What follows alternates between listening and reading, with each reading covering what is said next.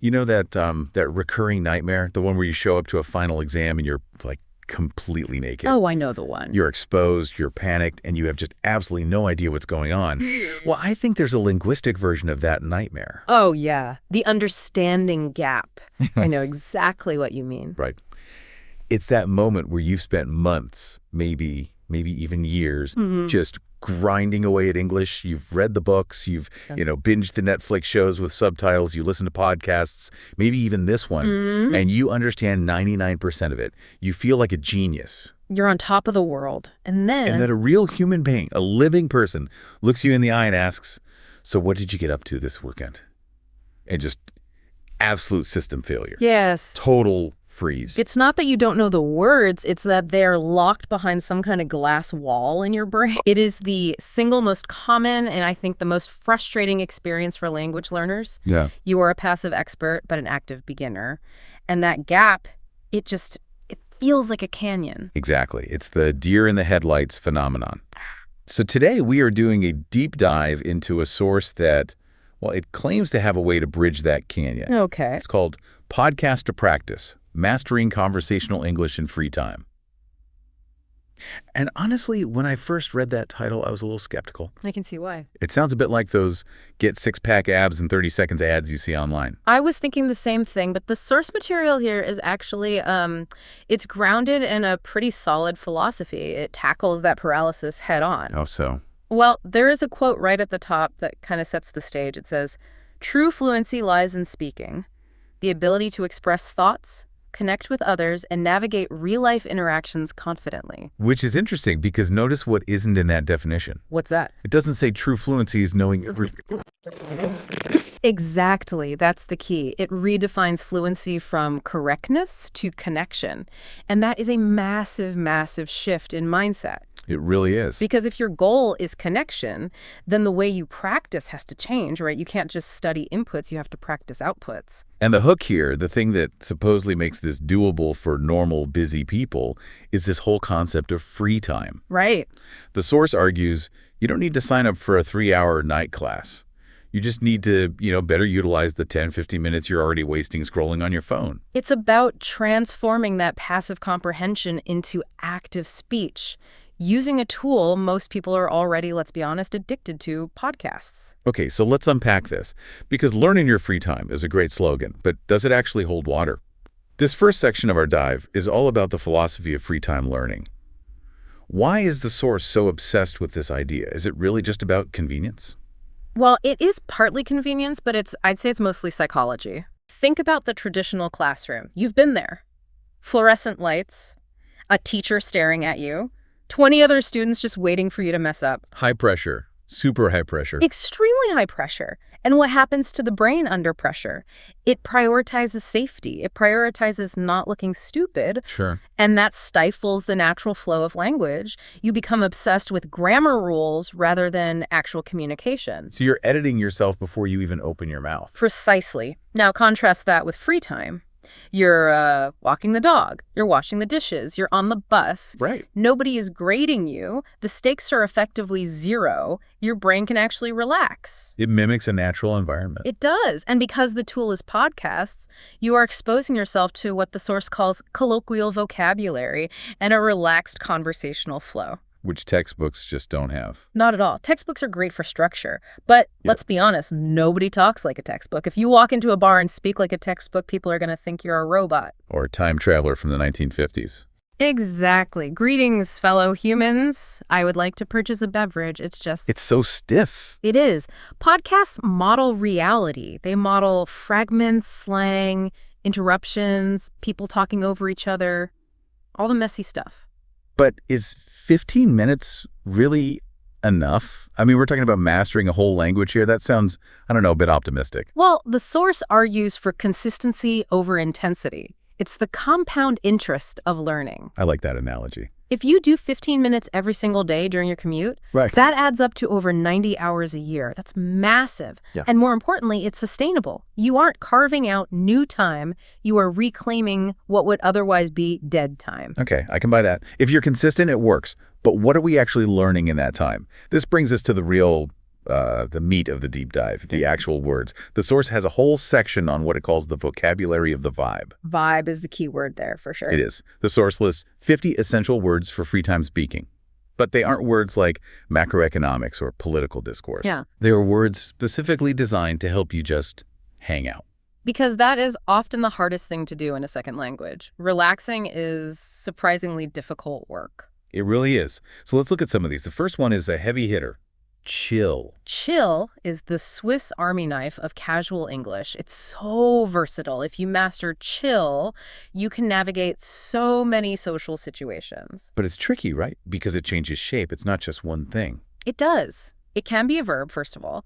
I need to chill after work. Mhm. In that context, it means to decompress, to relax. It's an active kind of relaxation. Okay, that makes sense. But then you hear people say, that guy is so chill. Right, and now it's an adjective describing a personality, and it is a huge compliment. If you say your boss is chill, you are saying they are low stress, reasonable, easy to work with. They're not going to fly off the handle. Okay. And what about a place like this park is chill? Yep, that's the third use. It means the atmosphere is laid back, the vibe is relaxed. It's a word that instantly signals to a native speaker, I understand the code. I'm not being formal with you. We're on the same level. It pairs pretty perfectly with the next one on the list, hang out. Now, I feel like this is a trap for a lot of learners who rely too much on dictionary translation. Oh, it's a classic trap. Textbooks love words like socialize or gather. Right.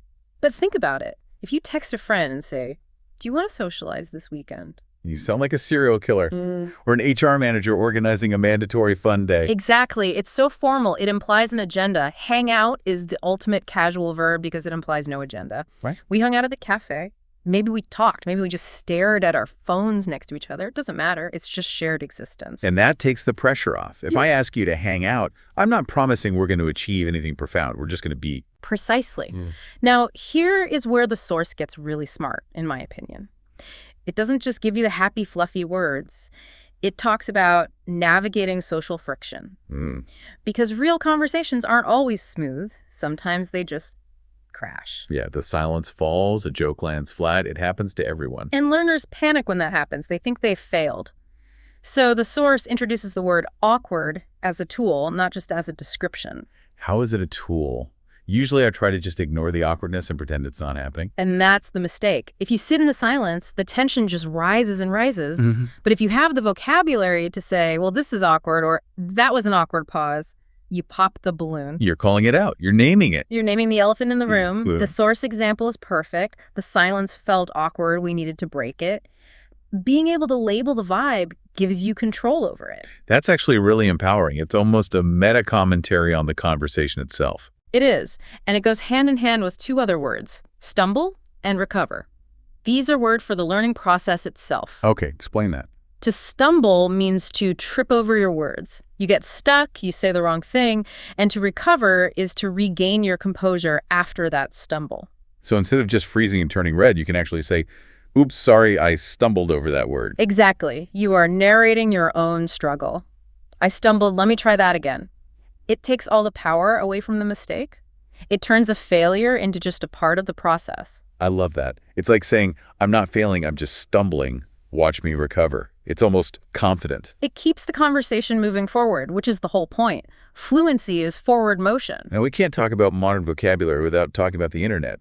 I mean, the source points out that our consumption habits have basically rewritten parts of the dictionary. Oh, absolutely. Think about it. You don't watch TV anymore. That sounds almost archaic. Yeah, that's what my grandpa says. You stream and you binge.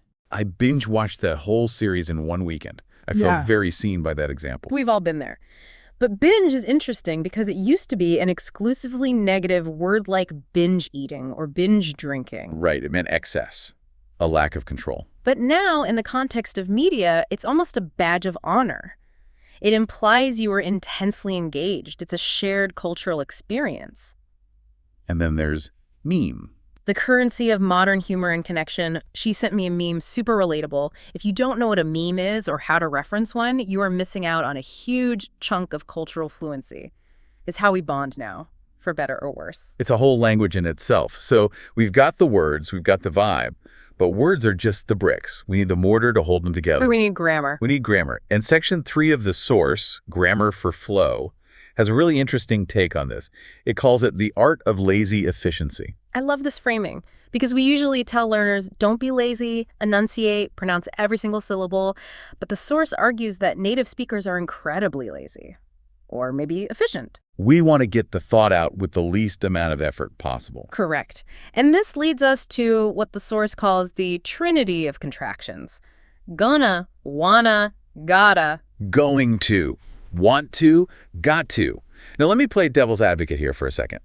My high school English teacher would have failed me for writing gonna in an essay. And she would have been right for an essay. An essay is a formal context, but speaking is a different sport entirely. Right. The source points out that using these isn't bad grammar. It's about register. It's about matching your language to the situation. If you are in a casual setting, which is 90% of life, and you say, I am going to try hiking, you sound robotic. You sound distant. It puts up a wall. It feels like you're reading a press release. It does. I'm going to try hiking sounds immediate and natural. I want to hang out. Sounds personal. It signals I am comfortable with you. Using the full formal version signals I am making a formal declaration. It's a totally different vibe. So lazy grammar is actually a form of social intelligence. 100%. It's about matching the energy in the room. The source also brings up phrasal verbs as a secret weapon. And I have to say, from everyone I know who's learned English, phrasal verbs are the absolute nightmare. They make no logical sense. They really don't. I mean, why does put up with mean tolerate? Logic will not help you there. You just have to learn them.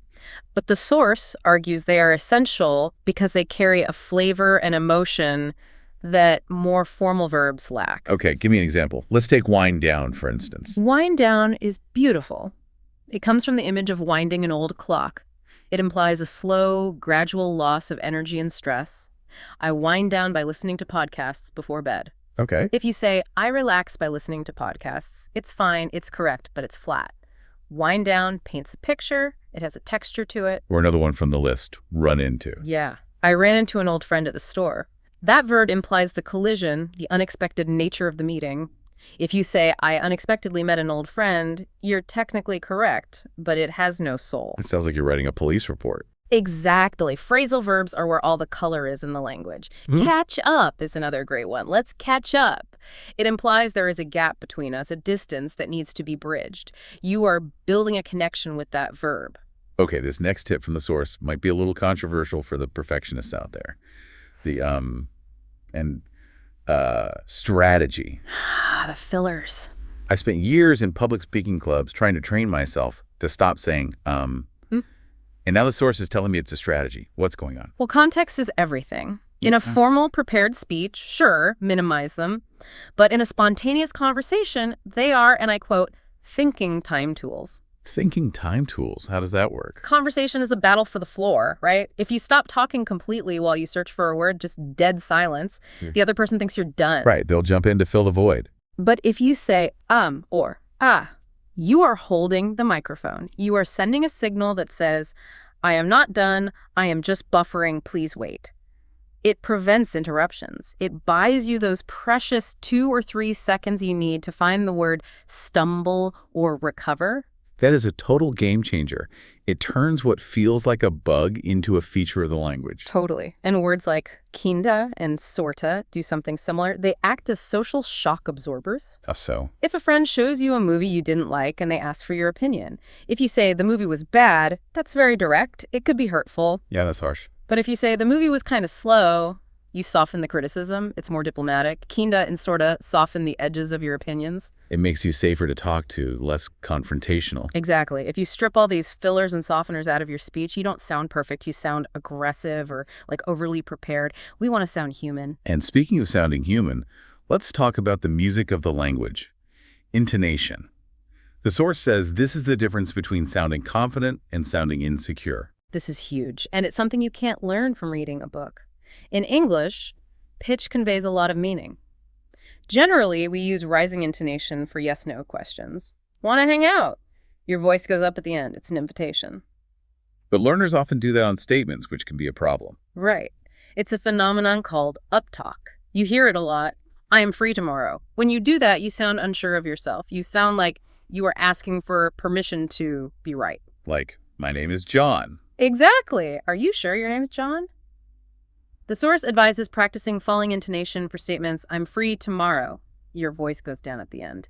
It signals authority. It signals I know what I'm saying. And finally, under this whole grammar for flow section, we have ellipsis, the art of cutting words out entirely. This is the ultimate form of lazy efficiency. Do you like the podcast? Becomes like the podcast. We drop the auxiliary verb do and the subject you because the context makes it obvious who and what we're talking about. But there's a big warning label here, right? A very big warning label. You should only use this with friends or in very low-stakes casual chats. If you walk into a bank and say to the teller, want money, you're going to have a very different kind of conversation. A much shorter one, probably involving security. Probably, but with a buddy. It's Yeah. the fastest way to sound natural and connected. Okay, so we've got the vocabulary, we've got the lazy grammar, we've got the intonation. Now we have to actually step into the ring. Section 4 covers the mechanics of conversation, and it starts with the thing everyone claims to hate, small talk. Social lubrication, as the source calls it. Is that really what it is?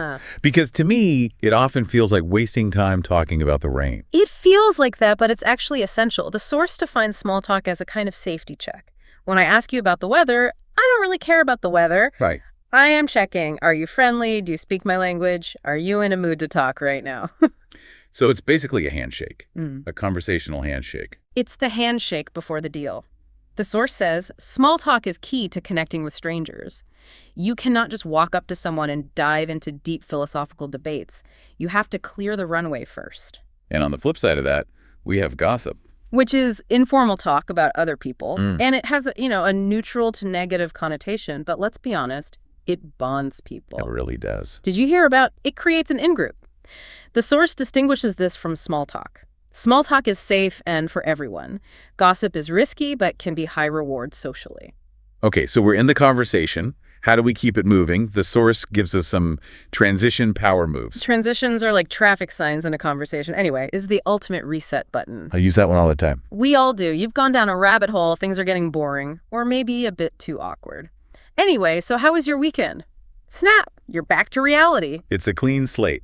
And speaking of, is for linking related topics. Speaking of weekends, did you end up going hiking? It shows you're a good listener. It shows you can connect dot A to dot B. What about when you just, crash? You're rambling, you've lost the plot. You own it. You use the word ramble. You say, sorry, I'm rambling a bit. It's another one of those self-awareness hacks. It saves you from being the person who just won't stop talking. Or just saying, I've run out of ideas. Exactly. It's an honest admission that helps you hand the conversation back to the other person. You're inviting them to take the lead. And speaking of handing it back, you have to ask questions. You can't just monologue the whole time. A conversation is a tennis match, not a bowling game. You have to hit the ball back. The source highlights tag questions as a great way to do this. Yeah. We should try that new movie, right? That little right at the end makes all the difference. It's a hook. It demands agreement or disagreement. It pulls the listener in and transforms a statement into a collaboration. And what about using modal verbs for suggestions? The source talks about that. This is all about nuance. You should try this as a strong recommendation. You can try this, is more polite, it's just an option. And you might like this. It's very mild, very gentle. Knowing the difference helps you navigate social hierarchy. You probably don't tell your boss you should do this. You tell them you could consider this. It's about calibrating your power. Okay, this is all fantastic in theory, but does it actually work in the wild? Yeah. This is where the source introduces the case study of Amir. And honestly, Amir's story felt a little too real. I think we've all been Amir at some point. Amir is the perfect case study. He represents that passive expert we talked about at the beginning. He understood 90% of what he heard. Music, news, podcasts. He got it all. But put him in a social situation, and he just froze completely. he was a mute expert. Exactly. And the catalyst for his change was his sister, Layla. She's the one who suggests using his favorite podcast, Free Time Chats, not just to listen, but to actually speak. So what did he do? Because use the podcast sounds a bit vague. What was the method? He developed what the source calls the Amir method, and it started with mimicry. He didn't just listen to the host, a guy named Leo, tell a story about a painting disaster. He copied him. So Leo would say something, and Amir would repeat it. Exactly. Leo said, total disaster, kept stumbling over the brush, and Amir would repeat that phrase out loud. Out loud is the key part there. Out loud is everything. He was matching the emotion, the speed, the pauses. He was basically acting. He was trying on the identity of a fluent speaker. It's like building muscle memory for your mouth. It is. And he built a strict routine around it. Morning commute, stream the podcast, and note down 5 new words or phrases. Lunch break, walk around the park, and repeat lines aloud, focusing on the intonation. Evening. Try to use one of the new words in a sentence, even if he was just writing it in a journal. So it was structured, but it fit into the free time cracks of his day. Precisely. But the real test isn't in the bedroom talking to yourself, it's out in the world. Which brings us to the coffee shop encounter with Mia. This is my favorite part of the story, because it wasn't some perfect movie moment. Not at all. He meets Mia, finds out she likes the same podcast. This is his chance, and he stumbles, he gets nervous, he messes up. He does. He does, but, and this is the key insight, he uses the tools he's been practicing. He uses the phrase prefer over so, which he learned from the podcast. And when he gets stuck, instead of running away, he admits he was busy and uses that recover technique. He keeps the conversation going. The source analysis here is great. It says the success wasn't in his perfect grammar. It was in his ability to handle the awkwardness without quitting. Exactly. He didn't run away from the discomfort. He stayed in the awkward. That is resilience, and resilience is a huge part of fluency. And then, the hike. He meets another person, Priya. And this time, it goes much smoother. He bonds with her over the podcast. He successfully uses terms like wind down and fan in a real live conversation. He is seeing the fruits of his labor. The vocabulary isn't just in his notebook anymore. It's in his mouth, in real time. And the climax of the story. I mean, talk about a glow-up. He submits a voice note to the podcast. The very thing he was most afraid of, speaking to an audience. He records his voice and sends it in. And not only do they play it, but eventually they invite him to co-host a regular segment called Amir's Art Corner. From a silent listener to a podcast host. That is a massive arc. It is. And the lesson the source draws from this is profound. Free time isn't just for relaxing. It's for growing. Amir didn't quit his job to learn English. He just used his lunch breaks and his commute differently. It really highlights the psychology of speaking, which is our final section here. It's not just about words and rules. It's about how you feel. Absolutely. The source discusses 3 key adjectives: confident, nervous, and comfortable. Amir's journey was from nervous to comfortable and then finally to confident. And the mechanism for that change was the podcast providing him with a script. That's an interesting way to put it, a script. What does that mean? Think about it. When you listen to hundreds of hours of natural conversation on podcasts, you are internalizing scripts for potential situations. You hear how people say hello, how they tell a joke, how they disagree politely, how they say goodbye. Ah, I see. So when you find yourself in that situation in real life, you aren't inventing from scratch.